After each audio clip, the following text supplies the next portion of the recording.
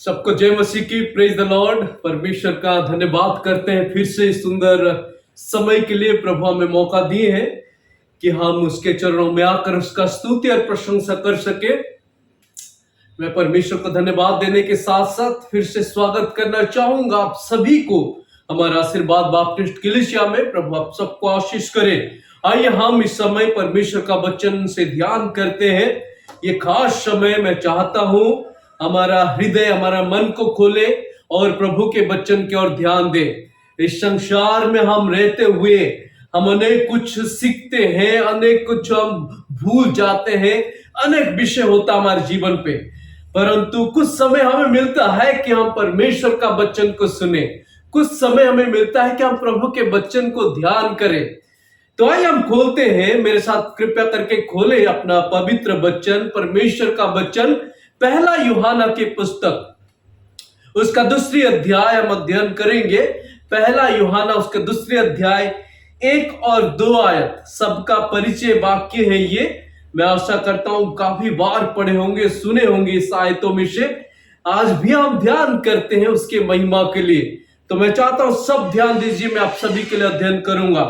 प्रभु का वचन इस प्रकार कहता है, हे मेरे बालकों, मैं ये बातें तुम्हें इसीलिए लिखता हूं कि तुम पाप ना करो, और यदि कोई पाप करे तो पिता के पास हमारा एक सहायक है, अर्थात धर्मी यीशु मसीह, और वही हमारे पापों का प्रायश्चित है, और केवल हमारे ही नहीं वरन सारे जगत के पापों का भी। आमीन। प्रभु हमें इस पठित वचन पर आशीष करे। आइए हम सब अपने आंखों को बंद करते हैं, सिरों को झुकाते हैं और उस स्वर्गीय पिता, उस प्रायश्चित परमेश्वर के सम्मुख हम चलते हैं।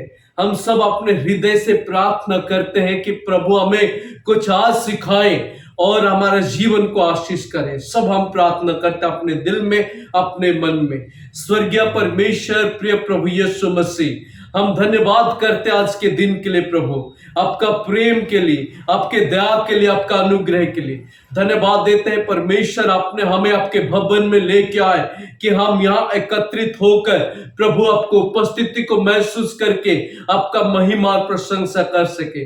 प्रभु भजन गाने में, वचन पढ़ने में मदद किए, धन्यवाद देते प्रभु, आयत सुनाने में मदद किए। और परमेश्वर विशेष करके ये जो खास समय प्रभु आपने हमें दिए, हमें बुद्धि दे स्वर्ग से, हमें प्रभु हमारा हृदय को स्पर्श कर, जो आत्मा भी सिखाने वाले हैं, हे पवित्र ईश्वर, हमें दया करके हम सीखे आपके पवित्र वचन को हमारे हृदय में डाले और उस वचन के अनुसार चलने वाले बने। इसलिए सहायता कर, शुरू से लेकर समाप्त तक अगुवाई कर, शैतान के हर एक चाल से प्रभु हमें बचा करा। यीशु मसीह के पवित्र बहुमूल्य नाम से प्रार्थना करते हैं, आमीन। आज हम एक विषय पर ध्यान करते हैं। मैं चाहता हूं सभी लोग ध्यान दीजिए, और वो जो है बहुत महत्वपूर्ण विषय हमारे जीवन के लिए। आजकल के संसार में जो हम जीवन बिता रहे हैं, जो हम जीवन जी रहे हैं, उनके लिए हमें बहुत जरूरी है। और ये जो बातें आज मैं बता रहा हूं वो ये है, living godly life in A godless world. इस संसारिक जीवन में हम आत्मिक जीवन कैसे जी पाएंगे? इस अभक्ति संसार में हमें भक्ति जीवन कैसे जीना है? It is absolutely godless world. ये जो संसार है संपूर्णता से अभक्ति संसार है। इस संसार पे हम बहुत सारे लोगों को, खास करके हम अपने देश के बारे में हम बात करते हैं, हमारे देश में संपूर्ण तौर से अभक्ति दिखाई देता है। अनेक लोग जो अपनी इच्छा से जीवन जी रहे हैं, अनेक जीवन है जो अपने मर्जी से जीवन जी रहे हैं, अनेक लोगों के जीवन के ऊपर अगर हम नजर डालें, वो लोग क्या अपने इच्छा को पूरा कर रहे हैं। हम एक विश्वासी के नाते, प्रभु को जानने वाले व्यक्ति, मसीह के बच्चे के नाते हम कैसे जी रहे हैं संसार में? जब हम इस आयत को अध्ययन कर रहे थे कि मैं ये बातें तुम्हें इसलिए लिखता हूं कि तुम पाप ना करो, उसके बाद देखिए बहुत जबरदस्त, और यदि हम पाप करें, इफ जो शब्द जो अक्षर इफ है, यदि है, उसका मतलब ये नहीं कि हमें अनुमति मिल रहा हम पाप करें, नहीं, उसका मतलब ये है कि पाप नहीं करने के लिए वो कह रहे हैं। उसका मतलब यह है कि not only we will not do sin but also we have to forsake our sin. उसका मतलब यह है कि हमें पाप नहीं करना है और उसके साथ साथ जो हमने किए थे वो हमें भूल जाना है। हमें पवित्र जीवन जीना है दोस्तों। कैसे हम, how to live a holy life, पवित्र जीवन हम कैसे जी सकते हैं? ये जो संसार हम चारों ओर देखते हैं, क्या पवित्र जीवन जी रहे लोग?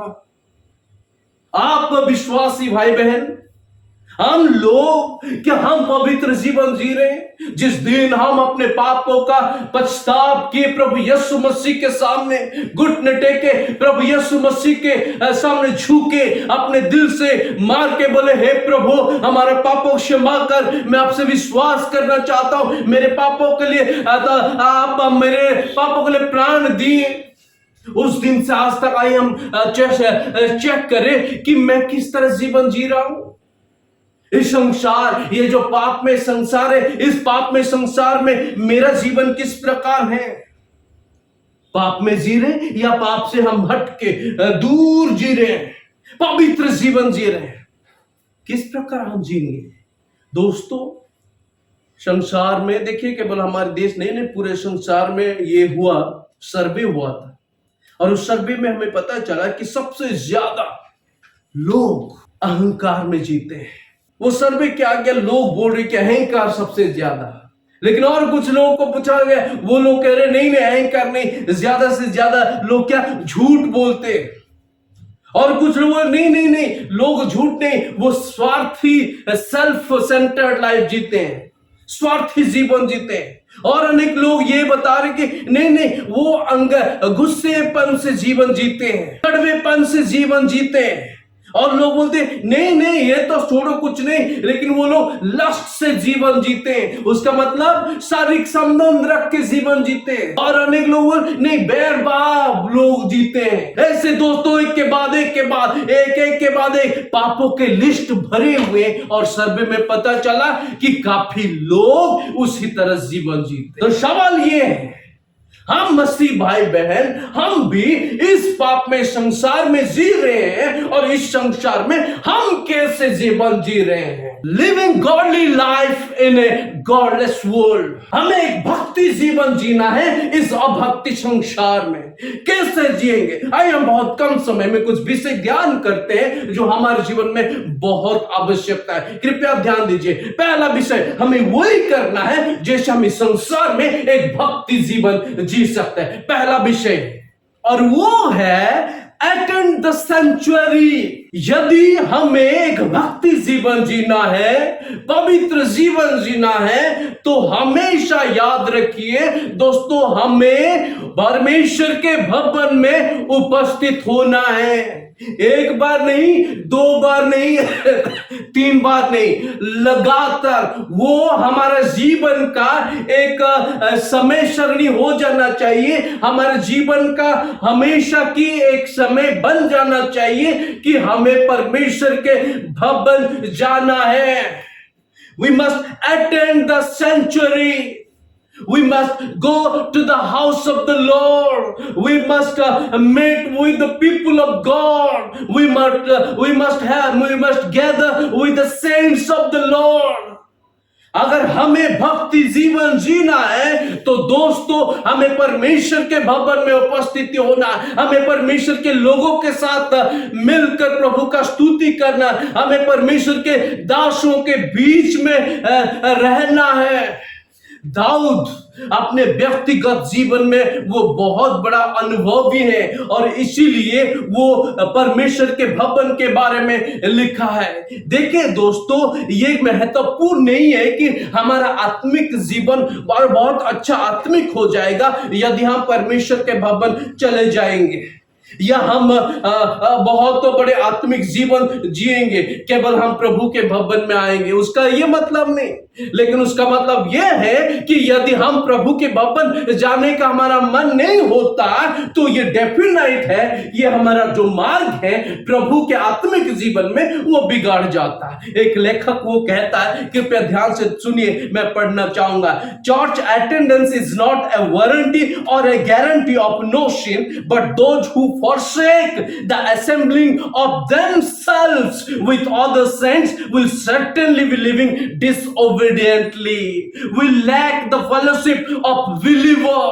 वो कह रहे हैं कि वो कोई महत्वपूर्ण नहीं है कि अगर हम परमेश्वर के भवन पर जाते हैं, और वो कोई गारंटी या वारंटी नहीं है कि हम पाप ना करेंगे, परंतु ये गारंटी है, ये सुनिश्चित है, यदि हम प्रभु के भवन पर नहीं जाएंगे तो हम अवज्ञाकारी होकर जीवन जिएंगे। कितने लोग हम सच में जब रविवार का दिन आता है, हम अपने आप को तैयार करते हैं कि हमें प्रभु के भवन जाना है। कितने लोग हैं जो सच में पूरे हफ्ते भर काम करते हैं और शनिवार शाम को वो सोचते हैं कि अरे सुबह प्रभु का दिन है, मुझे परमेश्वर के भवन में जाना है। कितने हैं हम में से जो सच में दिल से चाहते हैं, अगर हफ्ते में प्रतिदिन परमेश्वर के भवन जाना पड़े तो मैं वहां पर पहुंचना पसंद करूंगा। दाऊद कहता है, भजन संहिता उसका 84 अध्याय 84 गीत उसका 4 आयत में, क्या ही धन्य है वे जो तेरे भवन में रहते हैं, वे तेरी स्तुति निरंतर करते रहेंगे। भजन संहिता उसका 55 की 11 में 55 की 14 आयत में, हम दोनों आपस में कैसी मीठी मीठी बातें करते थे, हम भीड़ के साथ परमेश्वर के भवन को जाते थे।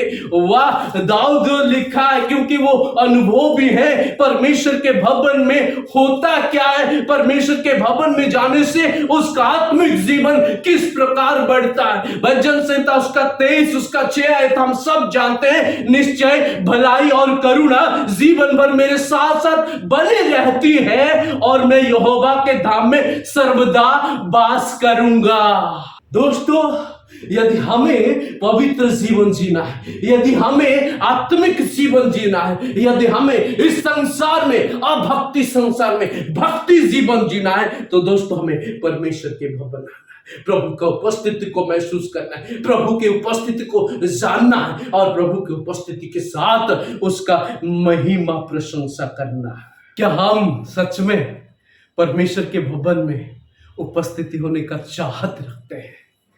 क्या हम सच में प्रभु के भवन के आने में पसंद करते हैं? अंदर से अंदरूनी मन कहता है कि मुझे प्रभु के भवन जाना है। दोस्तों, पिछले 2 साल में 1.5 साल हो गया जब प्रभु के भवन खुला नहीं गया सरकारी के नियमों के अनुसार। आप लोगों को मालूम नहीं किस तरह आप लोग महसूस किए, परंतु अपने व्यक्तिगत तौर से मैं आप लोगों को कहना चाहूंगा, जब तक मैं प्रभु के भवन में उनके लोगों के साथ प्रशंसा ना करूं, अंदर से मुझे वो खुशी नहीं मिलती जो उनके उपस्थिति में मिलता है। आत्मिक जीवन जी रहे हैं, एक भक्ति जीवन जी रहे हैं। इस संसार में अनेक लोग हैं, लोग ऐसे कहते हैं कि चर्च नहीं जाने से भी चलता है, क्या जरूरत है चर्च जाना है, घर में भी चर्च करके बैठ के हम प्रभु का महिमा कर सकते हैं। ट्रुथ वो सच्चाई है दोस्तों, लेकिन ये इब्रानी की पुस्तक में क्या कहता है? वो कहता है कि परमेश्वर के जन एकत्रित हो जाए और उसके पास समीप आए। जब तक हम इकट्ठा ना हो, वो कलीसिया नहीं। देखिए, कलीसिया मतलब उसका बिल्डिंग ये नहीं दोस्तों, हम जैसे यहाँ घर पे कर रहे हैं कलीसिया, हम एकत्रित हो रहे हैं, वो महत्वपूर्ण है हमारे लिए। और परमेश्वर यही चाहता है और प्रभु का भवन वचन ये कहता है, जब हम प्रभु के भवन में एकत्रित होते हैं, प्रभु परमेश्वर के लोगों के साथ मिलते हैं, प्रभु का महिमा प्रशंसा करते हैं, दोस्तों हमारा आत्मिक जीवन और मजबूत होते हैं। Living godly life in a godless world, we need to attend the sanctuary of God। अगर इस अभक्ति संसार में भक्ति जीवन जीना है तो दोस्तों हमें हमेशा प्रभु के भवन में उपस्थित होना है। न केवल प्रभु के भवन में उपस्थित होना है, दूसरा विषय secondly we see avoid the situations. दूसरे में हमें परिस्थितियों को इनकार करना है। जो समय है, कुछ ऐसे जगह है, ऐसे सिचुएशन आता है, उसे हमें इनकार करना, हमें अनदेखा करने हैं, उनको छोड़ देना और आगे बढ़ना है। कुछ ऐसे परिस्थिति आते हैं हमारे जीवन में, कुछ ऐसे समय आता है और उनसे हमें दूर रहना, अपने आप को अलग रखना है। यदि हम अध्ययन करते हैं दोस्तों पहला थिस्सलुनीके उसका 5 अध्याय 22 आयत में, सब प्रकार की बुराइयों से बचे रहो, अब्सटेन, उनसे बचे रहना है, सारे प्रकार की बुराई से, लोगों के मन पे जो बुराई सोच, उन सब से हमें अलग रहना है। दोस्तों भक्ति जीवन हमें जीना है तो इन सब से अलग रहना है, इवन उन लोगों से भी अलग रहना जो लोग इस संसार के कार्य में प्रीति रखते हैं। यदि रोमी उसका 12 अध्याय 1 और 2 आयत में अध्ययन करते हैं तो वहां लिखा है be not confirm to this world. वहां पर क्या लिखे, पौलुस बता रहे रोमियो मंडली को कि इस संसार के सदृश ना बनो। आज हमें अपने आप को शुद्ध और पवित्र करना है, क्योंकि परमेश्वर के वचन पर लिखा है जैसे वो पवित्र है हमें भी पवित्र बनना है। दोस्तों हम उनके सदृश तो नहीं बन सकते, परंतु कोशिश कर सकते हैं कि परमेश्वर का वचन हमें क्या सिखाती है उसके अनुसार चल सकते हैं। यहां पर कह रहे हैं कि हर प्रकार के बुराइयों से बचे रहो। We must avoid the situation, we must avoid all the things of the world. हमें अनदेखी करना है, हमें छोड़ देना है और वापस चले आना है।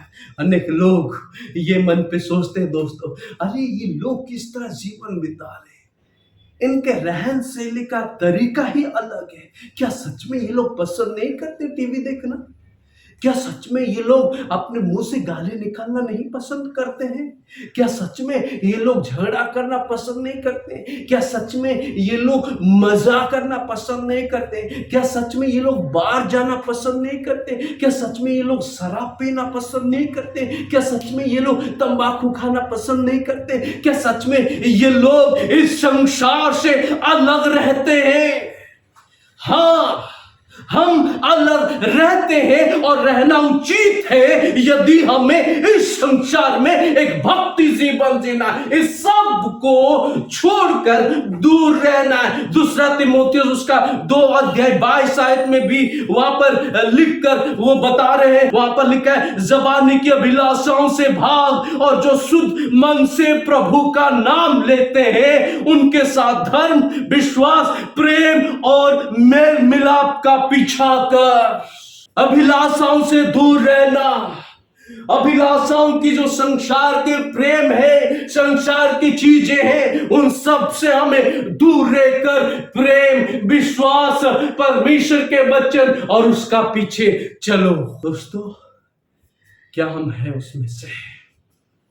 क्या हम सच में उन सारी चीजों को छोड़ के आते हैं? देखिए मैं कुछ जवानों को देखता हूं, हमारे कलीसिया में भी है कुछ जवान, वो सोचते हैं कि पासवान को मालूम नहीं और हम करे जाएंगे। बहुत अच्छी तरह से परमेश्वर के भवन में आते हैं दोस्तों, बाइबल पढ़ते हैं, प्रार्थना करते हैं, लेकिन जब वो घर लौटते हैं अपने दोस्तों के साथ मिलते हैं, बुरी संगत है, उनका जीवन बदल जाते वहाँ पर। और मुझे सुनने मिला वो लोग क्या दूसरे दोस्त से मिलकर वो शराब भी पीते हैं।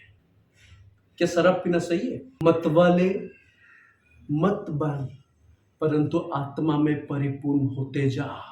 केवल इतना ही नहीं, बहुत सारी चीज है इस संसार की अभिलाषा दोस्तों हमें दूर रख देगा।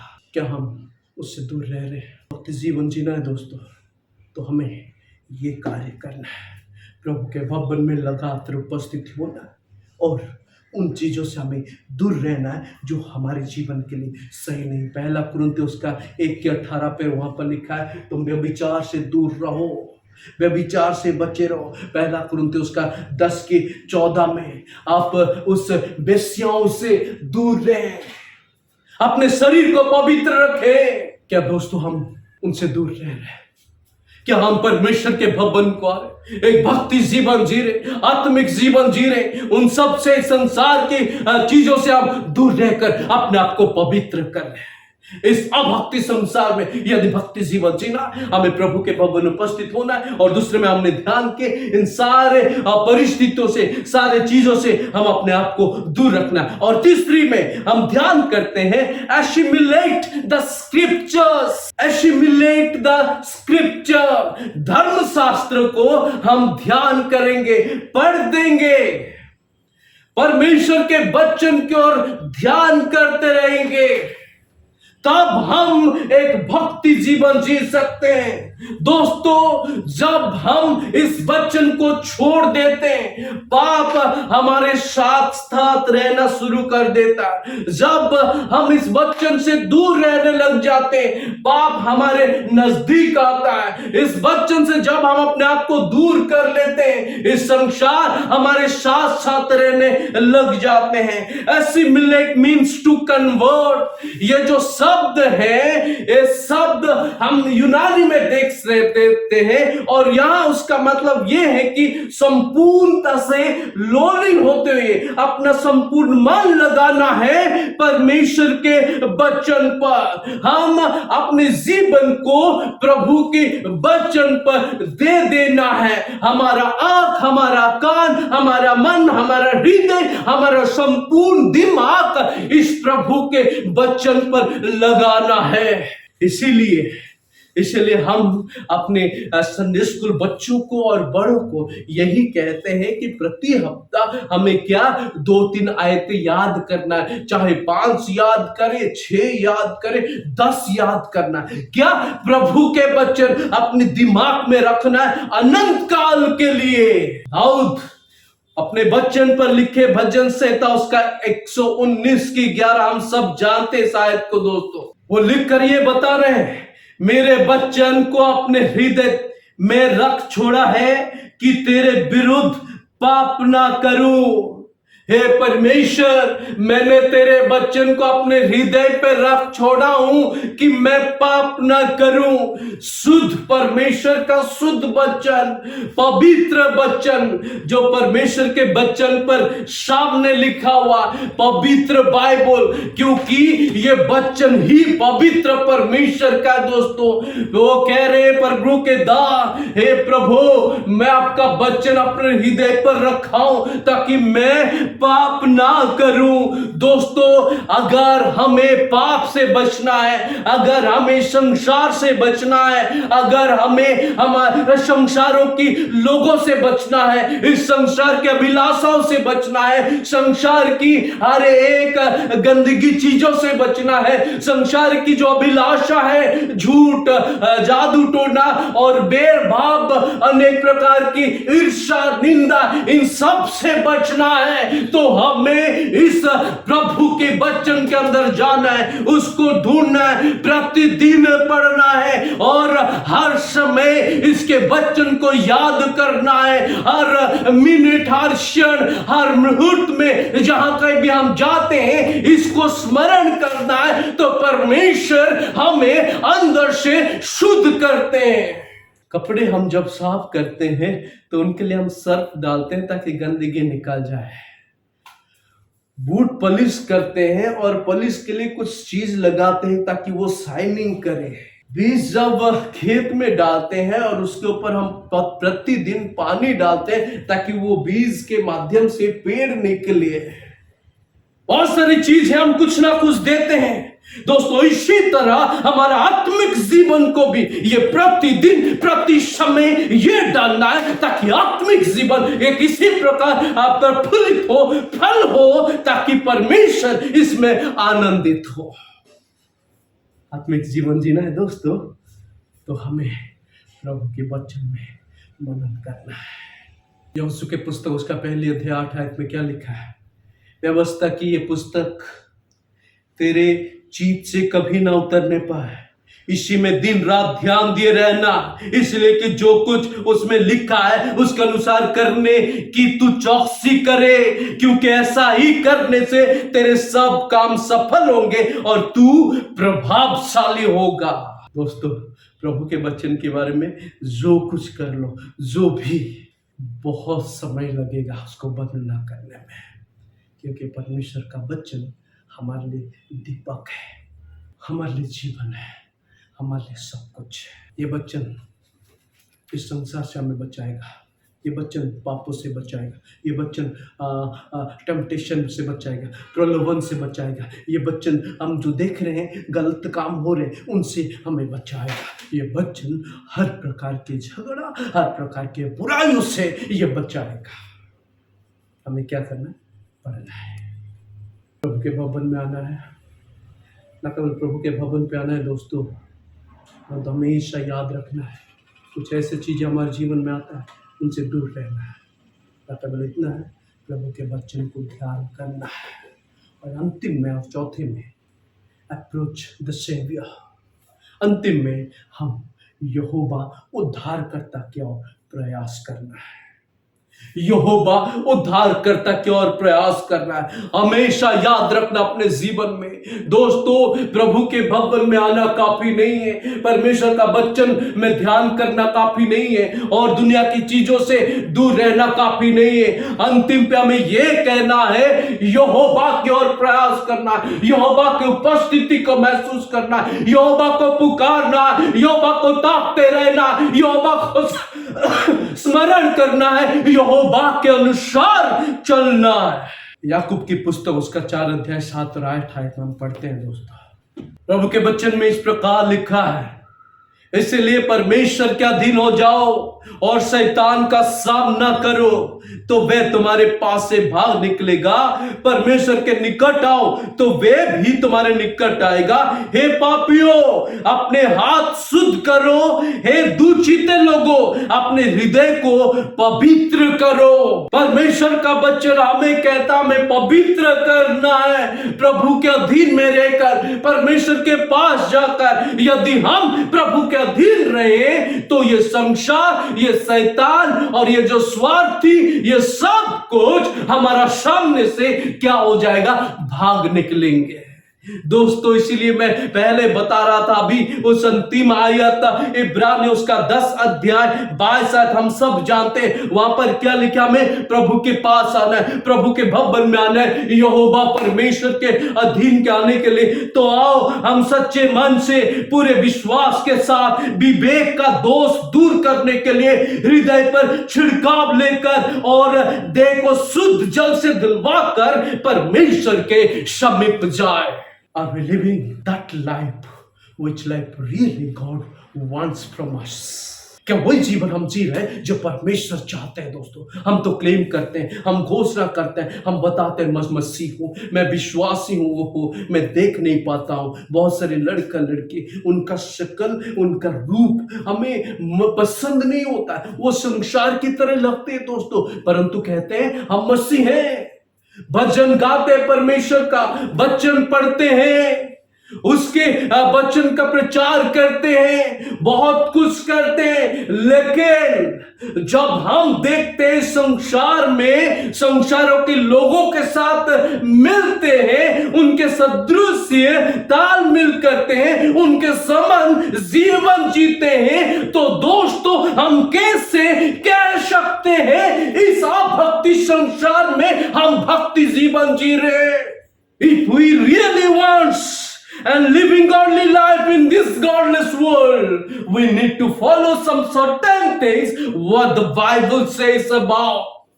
यदि हमें सच में इस पापमय संसार में आत्मिक जीवन जीना है दोस्तों, तो हमें कुछ ऐसे चीजों का फॉलो करना है जो परमेश्वर का वचन कहता है। हमें परमेश्वर का वचन कहता है कि हमें प्रभु के भवन में उपस्थित होना है। प्रभु का वचन कहता है कि हमें कुछ परिस्थितियों से दूर रहना है, कुछ चीजों से हमें अलग रहना है। हमें परमेश्वर का वचन कहता है कि धर्मशास्त्र पढ़ना है, प्रभु का पवित्र शास्त्र पढ़ना है। केवल इतना नहीं, हम परमेश्वर के अधीन हमें रहना है। तब दोस्तों हम एक भक्ति जीवन जी सकते हैं, एक आत्मिक जीवन जी सकते हैं। अगर नहीं दोस्तों, हमें ये लगता है कि हम सही जीवन जी रहे हैं, लेकिन एक दिन खड़ा होना है और वो समय बहुत कम है दोस्तों, बहुत जल्द आने वाला है। यीशु मसीह आ रहे हैं बादलों के ऊपर, और उस दिन हम समझ लेंगे और हमें पता चल जाएगा कि हम कहाँ पर जाकर बैठेंगे और हम कहाँ पर जाकर खड़े होंगे,